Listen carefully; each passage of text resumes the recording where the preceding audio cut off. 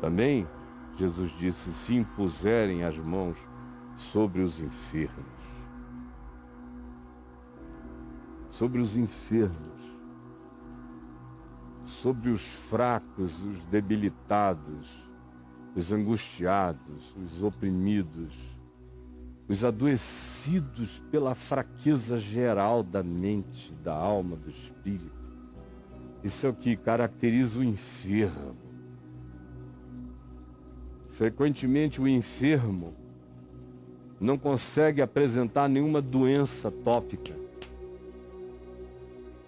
Como às vezes você vê pessoas com doenças tópicas, mas em quem o estado geral não é enfermiço.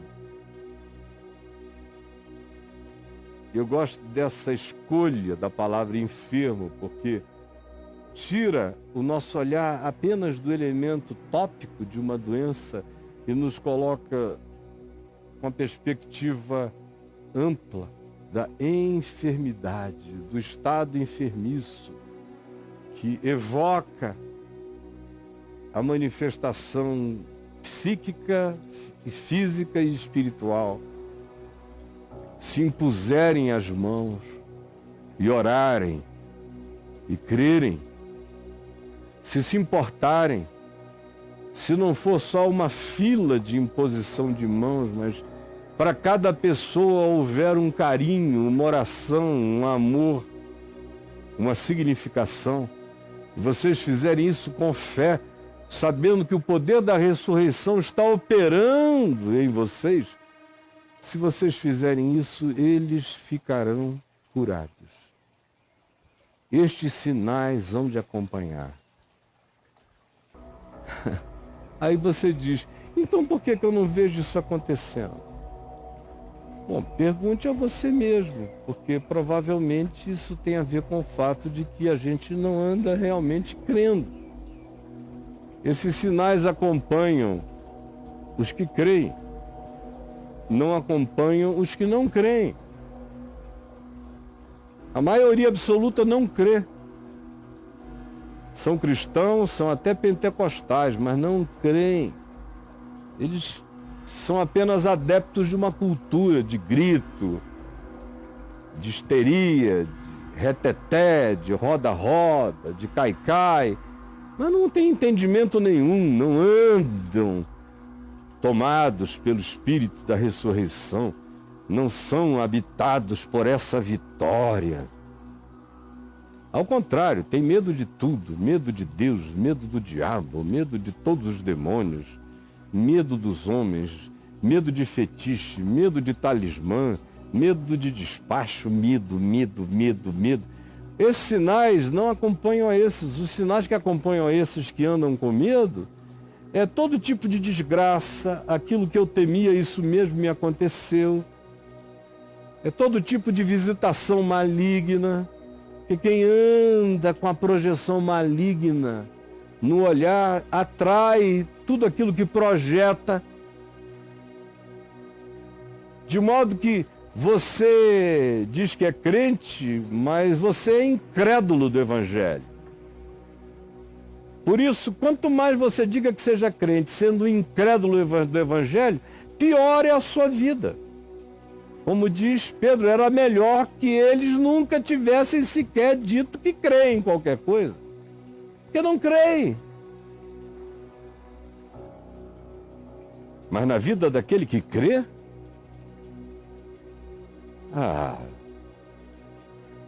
a menos que Jesus não tenha ressuscitado. Então eu sou um palhaço, estou aqui dizendo que ele ressuscitou e atribuindo a Deus o que Deus não fez e pedindo a você que ande como um louco desvairado, que teoricamente só dei sorte nesses últimos 46 anos. E bota sorte nisso. Porque na minha vida, se isso não é verdade, aconteceu e aconteceu e acontecerá de novo, até no dia da minha morte, como foi com Eliseu no Velho Testamento, que ficou doente, morreu da enfermidade que o adoeceu, sendo um homem de muitos milagres e de fé, morreu de uma doença, porque o poder de Deus frequentemente se aperfeiçoa na fraqueza, de modo que você derrame de graça na vida de muitos, mas tem que viver um espinho na carne. E depois de morto e sepultado, um grupo de inimigos invadiu o território de Israel, enquanto pessoas de uma família estavam sepultando o seu morto. E quando viram a invasão de inimigos, apressados, agarraram o corpo e jogaram numa tumba que estava ali. E era a tumba do profeta Eliseu, já morto, com o seu corpo transformado em pó, só ossos. Jogaram o morto sobre os ossos da tumba de Eliseu. E quando o morto caiu na tumba, quicou, saltou ressuscitado de entre os mortos. E o homem tinha sido morto por uma enfermidade, o profeta Eliseu, por uma doença.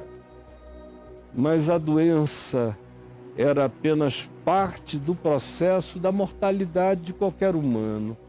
Dele, todavia, havia um extravasamento. E ali, naquele caso, era fortemente manifesto como sinal de que ele vivera tomado por um poder que não era dele, que estava nele, e que continuava a se sinalizar vinculado a ele mesmo depois da sua morte. Eu sei que assim que eu me converti,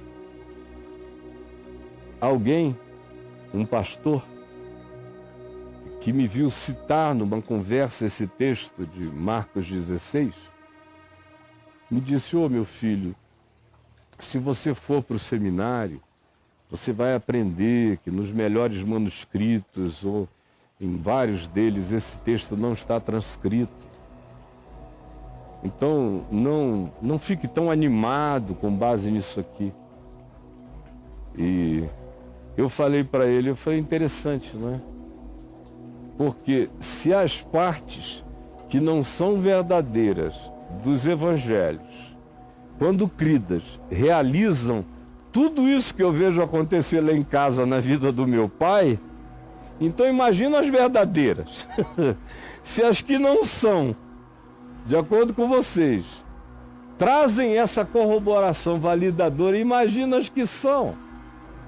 E eu tinha ouvido isso de um amigo meu chamado Frederico Orr, que num determinado lugar, numa certa ocasião, tinha sido confrontado com questão semelhante e tinha respondido desse jeito. Eu tinha acabado de ouvi-lo me dizer isso e reutilizei o que o Frederico Orr tinha me falado na conversa com aquele pastor. Ele disse: meu irmão, me desculpa, se o que você chama de não necessariamente ou totalmente confiável produz isso na vida de quem crê, imagine então o que você diga que é totalmente confiável. Confiável para mim não é um texto, confiável para mim é Jesus. E o Espírito do Evangelho corrobora cada palavra dessa. Quando Jesus mandou 70 e eles voltaram, Jesus disse: ide crendo, sem preocupação com sobrevivência, com nada, vão. Ressuscitem mortos, curem doentes, expulsem demônios, purifiquem leprosos. Entrem nas casas onde haja filhos da paz e permaneçam aí. E anunciem que o reino de Deus está presente. E eles voltaram alegres e disseram a Jesus: até os demônios se nos submetem pelo teu nome. Jesus disse: eu vi Satanás caindo do céu como um relâmpago. No entanto, alegrai-vos, não porque os demônios se vos submetem, mas porque os vossos nomes estão escritos no livro da vida. Porém, meus amigos, A fé no Evangelho não é isso que a gente vê aí. A fé que os cristãos chamam de fé é mais ou menos idêntica à fé que os islâmicos chamam de fé. É mais ou menos idêntica à fé que hoje em dia muitos coaches do otimismo chamam de fé ou de otimismo. É a fé, na melhor das hipóteses, que condiciona você a tentar projetar o melhor pensamento. Mas esta aqui, do Evangelho segundo Jesus, é diferente. Não nasce na minha mente, não é uma construção de pensamentos positivos, ao contrário. É uma habitação. Eu sou habitado por Cristo, pelo Espírito Santo. Por quê? Porque Jesus ressuscitou. O Jesus ressuscitado me habita, esse poder está em mim, esse Espírito de Deus está em mim. De modo que os sinais, os frutos, os efeitos decorrem naturalmente dessa presença ativada da ressurreição na minha vida, na minha consciência, no meu coração, nas práticas cotidianas da minha esperança e das minhas resoluções, caminhando sem vacilação e sem titubeio, fundado que estou na rocha da ressurreição, não serei abalado, em nome de Jesus. E é para isto que eu estou convidando você todo dia. Ontem eu preguei sobre o servo inútil, aquele cara que senta em cima da graça e torna a graça de Deus vã na sua vida. Hoje eu estou dando um passo para além disso, eu estou dizendo, veja o poder que lhe habita, veja a capacitação com a qual você foi capacitado. Todo aquele que crê, qualquer um, não precisa ser um ser humano especial, não precisa ter conhecimentos adicionais, basta viver com humildade quebrantada, essa fé explodindo a graça da ressurreição, esse poder, esse dunamis do Espírito que me habita e que vaza de mim. Graças a Deus que sempre nos conduz em triunfo e que manifesta em todo lugar a força dessa sua glória. De modo que, para uns, nós nos tornamos para todos o bom perfume de Cristo, embora para uns sejamos cheiro de vida para vida e para outros aroma de morte para morte. Essa suficiência não é minha, vem de Deus. No entanto, me habita. Vem de Deus e me habita. Não tem nada a ver comigo. Eu só criei e me submeti. E até a fé é dom e cresce como dom à medida em que a gente se submete e pratica. Tudo cresce quando a gente se submete e pratica. Tudo aumenta, tudo se expande, tudo põe raiz profunda. Tudo acende, tudo se ativa, conforme Jesus disse que seria. E eu te peço agora, Senhor, que me habita e que habita todo aquele que crê, que os espigões da nossa fé se aprofundem, e que nós não tenhamos medo de nada, nada, de nenhum diabo, de nenhum demônio, de nenhuma víbora, de nenhuma incapacidade. Obrigado pela capacidade de me comunicar em qualquer mundo, em qualquer lugar, de falar novas línguas,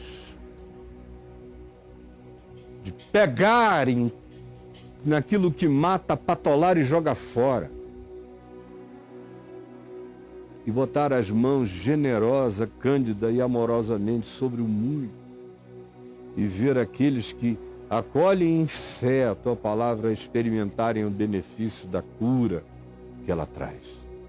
E é o que eu peço que tu realizes agora e que, sobretudo, haja milhares de pessoas dizendo: eu vou viver assim, e decidindo se tornarem evangelhos dessa manifestação, enquanto andam quebrantadamente pela vida, sem arrogância, sem ostentação daquilo que não lhes pertence e que é dom de Deus, que é apenas privilégio meu de praticar no mundo. Ajuda-me a aumentar a alegria do privilégio de praticar o Evangelho no mundo e de ver milhares de outros serem despertados pela mesma vida. Muito obrigado. Eu sei que assim está sendo, eu sei que assim será. Em nome de Jesus. Amém.